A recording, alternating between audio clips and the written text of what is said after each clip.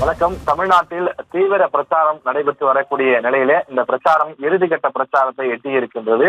குறிப்பாக தற்போது நாம் திரையில பார்க்கின்றோம். சேலம் அதிமுகவினுடைய வேட்பாளர் விக்னேஷ் அவரை ஆதரித்து அதிமுக பொதுச் செயலாளர் எடப்பாடி பழனிசாமி ரோட் ஷோ நடத்தி கொண்டிருக்கிறார். திறந்தவெளி வாகனத்தில் இரு கையை எடுத்து கும்பிட்டபடி அங்கு இருக்கக்கூடிய ஏராளமான பொதுமக்கள் வாக்காளர்களை பார்த்து வணங்கியபடி இரண்டு விரல்களை நீட்டி இரட்டை இலைக்கு ஆதரவு தாருங்கள், இரட்டை இலைக்கு வாக்கு போடுங்கள் என்று சொல்லி அவர் தீவிர பிரச்சாரத்திலே ஈடுபட்டு வருகின்றார்.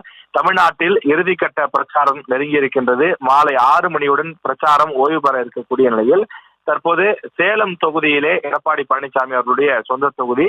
அந்த தொகுதியில் அதிமுக சார்பில் போட்டியிடக்கூடிய வேட்பாளர், அதிமுக சார்பில் இளம் வேட்பாளராக விக்னேஷ் என்பவர் நிறுத்தப்பட்டிருக்கின்றார். அவருக்கு ஆதரவாக எடப்பாடி பழனிசாமி தீவிர பிரச்சாரத்தில் ஈடுபட்டிருக்கக்கூடிய அந்த காட்சியை நாம் பார்க்கின்றோம். ஒருபுறம் தமிழக முதலமைச்சரும் மற்றொரு புறம் அண்ணாமலையும், அதே போல பாமக தலைவர் அன்புமணி ராமதாஸ் அவரது குறிப்பாக தர்மபுரி மொரப்பூர் ரயில்வே திட்டம், சிப்காட் தொழிற்பேட்டை திட்டம், காவிரி ஒகேனக்கல் தர்மபுரி உபரி நீர் திட்டம், 14 நீர்ப்பாசன திட்டங்கள், தொப்பூர் கணவாய் திட்டம், இப்படியெல்லாம் பல திட்டங்கள் எல்லாம் நிலுவையில் இருக்கிறது. 5 ஆண்டு காலம் இந்த திட்டங்கள் அப்படியே கிடப்பில போடப்பட்டிருக்கிறது. இந்த திட்டங்கள் எல்லாம் நிறைவேற்ற வேண்டும் என்றால் நீங்கள் எல்லோரும் முனைவர் சௌமியா அன்புமணிக்கு நீங்கள் வாய்ப்பளிக்க வேண்டும். மாம்பழம் சின்னத்தில் வாக்களித்தால் அத்துணை திட்டங்களும் அடுத்த 3-4 ஆண்டுகளில் நிச்சயமாக முனைவர் சௌமியா அன்புமணி அதை நிறைவேற்றுவார். நானும் அதை நிறைவேற்றுவேன். அது என்னுடைய உறுதியும் கூட. என்னுடைய நோக்கமெல்லாம் இந்த தர்மபுரி மாவட்டம் வளம் பெற வேண்டும், வளர்ச்சி பெற வேண்டும். 3 லட்சம் இளைஞர்கள் இந்த மாவட்டத்தை விட்டு வெளியேறி இருக்கின்றார்கள் வேலை தேடி. இந்த திட்டங்கள் எல்லாம் நிறைவேறினால் அந்த 3 லட்சம் இளைஞர்களும் இங்கேயே வந்து இங்கே சுயமரியாதையுடன் வாழ்வார்கள். அதுதான் என்னுடைய நோக்கம். என்னுடைய முதன்மை திட்டம் தர்மபுரி காவிரி உபரிநீர் திட்டம். அதற்கு நடைபயணம் 3 நாள் மேற்கொண்டேன். 10 லட்சம் கையெழுத்து இயக்கத்தை தொடங்கினேன். எத்தனையோ போராட்டங்கள் உங்களை வைத்து நான் நடத்தினேன்.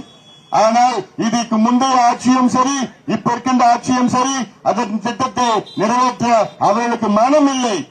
அதனால்தான் நான் சொல்கின்றேன், இந்த தேர்தலில் இது உங்களுக்கான தேர்தல், உங்களுடைய வாழ்க்கை தரத்தை உயர்த்துகின்ற தேர்தல். இந்த தேர்தலில் நீங்கள் எல்லோரும் சௌமியா அன்புமணியை நீங்கள் வெற்றி பெற வைக்க வேண்டும்.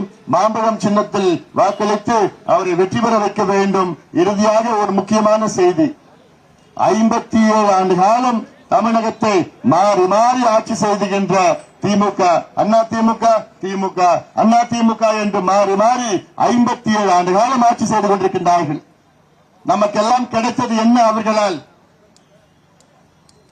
3 தலைமுறைகளை மதுக்கு அடிமையாக்கி விட்டார்கள்.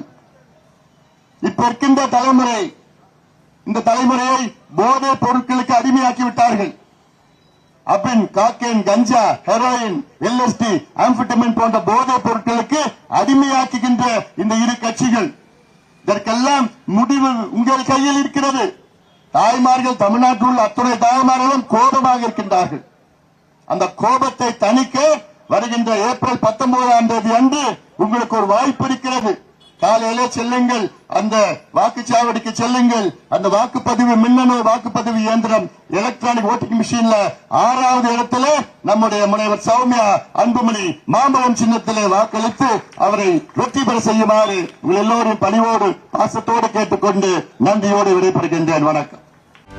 செய்திகளை உடனுக்குடனும் துல்லியமாகவும் தெரிந்து கொள்ள சப்ஸ்கிரைப் பண்ணுங்க.